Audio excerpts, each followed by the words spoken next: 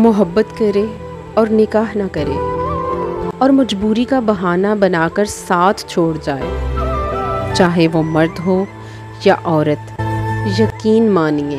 यकीन मानिए मेरी नज़र में वो इंसान दुनिया का घटिया तरीन इंसान है।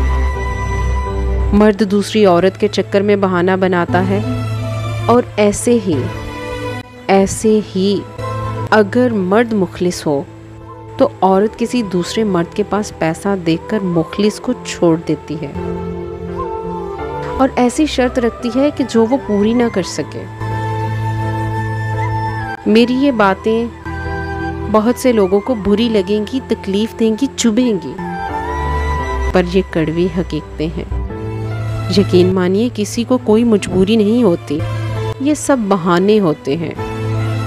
ये नहीं मान रहा, वो नहीं मान रहा, ये होगा तो वो हो जाएगा, सब फरेब है, सब धोखा है।